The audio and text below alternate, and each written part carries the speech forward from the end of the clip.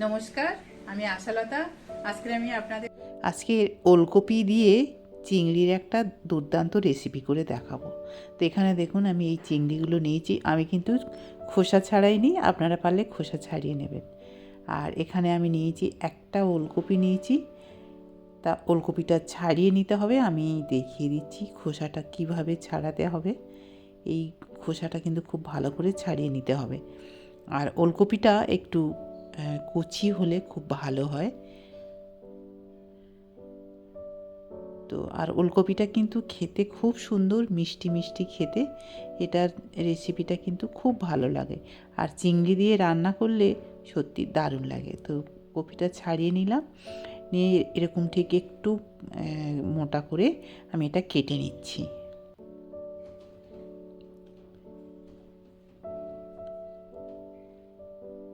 এইভাবে কেটে নিচ্ছি। আর আলুটাও একটু ছাড়িয়ে নেব।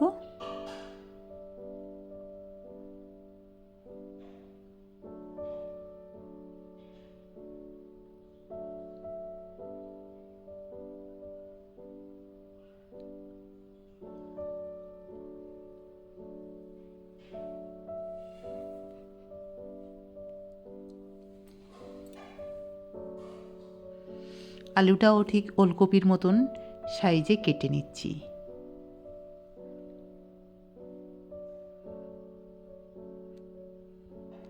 এবারে একটা মশলা রেডি করে নেব।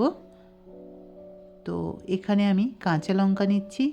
লঙ্কাটা কিন্তু সবসময় নিজেদের স্বাদ মতন ব্যবহার করবেন। 1 ইঞ্চির মতন আদা নিচ্ছি। আর নিয়ে নিচ্ছি এখানে শুকনো লঙ্কাও 2-3টে দিচ্ছি। আর এখানে দিয়ে দিচ্ছি জিরা আর ধনে। জিরা এখানে 1 চামচ নিয়েছি, ধনেও 1 চামচ নিয়েছি, আর একটা টমেটো একসাথে এটা বেটে নেব। খুব ভালো একটা পেস্ট, মানে একটু মিহি করে বাটতে হবে, তার জন্য অল্প একটু জল দিয়ে এটা বেটে নেব। এবারে কড়াইয়ে দিয়ে দিচ্ছি সর্ষের তেল। সর্ষের তেলটা গরম হলে তারপরে এই কপিগুলো একটু হালকা করে ভেজে নেব। কপিটা ভেজে নিলে এর খুব সুন্দর একটা ফ্লেভার হয়, মানে গন্ধটা খুব সুন্দর লাগে। কপিটা একটু ভাজা ভাজা হয়ে এলে তারপরে আমরা এর একসাথে আলুটাও ভেজে নেব।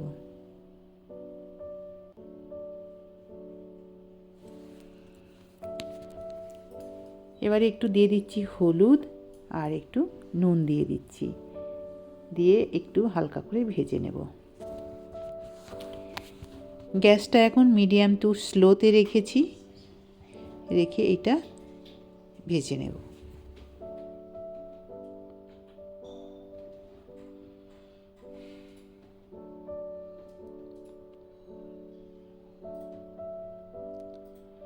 তো এটা 2 মিনিট ধরে আমি ঠিক ভেজে নিয়েছি।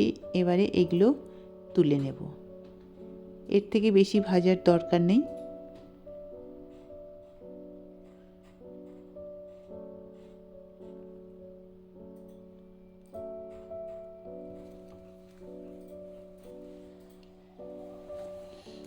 এবার এই তেলের মধ্যে চিংড়িটাও একটু ভেজে নেব। চিংড়ির মধ্যে আর নুন হলুদ আমি দিচ্ছি না, এই তেলের মধ্যে নুন হলুদ যতটুকু আছে তাতেই এটা হালকা করে ভেজে নেব।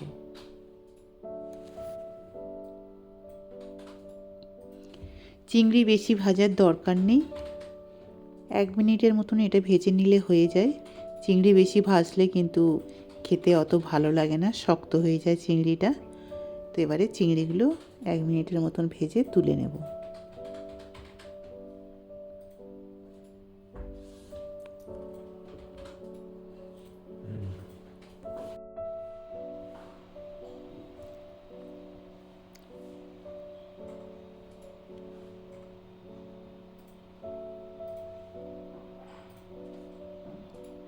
এবারে এই তেলের মধ্যে দিয়ে দিচ্ছি একটু কালো জিরা ফোড়ন, আর এই যে বেটে রাখা মশলাটা, আদা, কাঁচা লঙ্কা, শুকনো লঙ্কা, জিরা, ধনে যেটা বেটেছি সেটা দিয়ে দিলাম টমেটোর সাথে।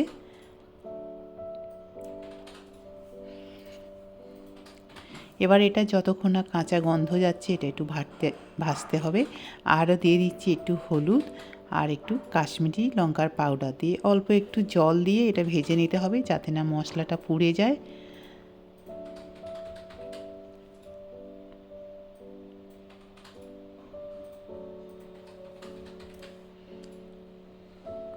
এবারে দেখুন মশলা থেকে তেল বেরিয়ে গেছে। এবারে ভেজে রাখা আলু আর ওলকপিটা দিয়ে দিলাম, দিয়ে আবার একটু মশলার সাথে একটু ভেজে নেব 1 মিনিটের মতো।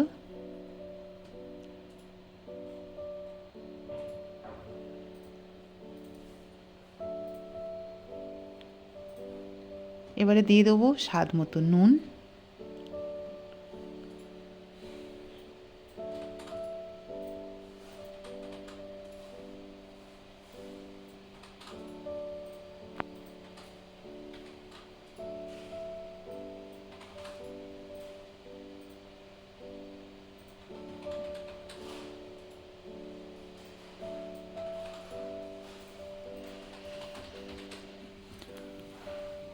এবারে দিয়ে দিচ্ছি একটু চিনি। ওলকপির তরকারিতে একটু চিনি দিলে খেতে খুব ভালো লাগে, একটু মিষ্টি মিষ্টি হয়। আপনাদের যদি পছন্দ না থাকে এটা না দিলেও চলবে। এবারে দিয়ে দিচ্ছি জল, পরিমাণ মতন জল দিয়ে দিচ্ছি। এবারে এই রান্নাটা করতে বেশি সময় লাগবে না, কারণ সবজিগুলো ভেজে অনেকটা সিদ্ধ হয়ে গেছে, অন্তত 80%-এর মতন এটা সিদ্ধ হয়ে গেছে। এবার এটা ঢাকা দিয়ে রান্না করার পরে যখন ফুটে উঠবে তখন এর মধ্যে দিয়ে দেবো ভেজে রাখা চিংড়ি। চিংড়ি দিয়ে আবার খুব বেশি সময় রান্নার দরকার নেই, আবার 1 থেকে 2 মিনিট রান্না করলে এটা হয়ে যাবে। আর এই ঝোলটা কিন্তু একটু পাতলা পাতলা হয়।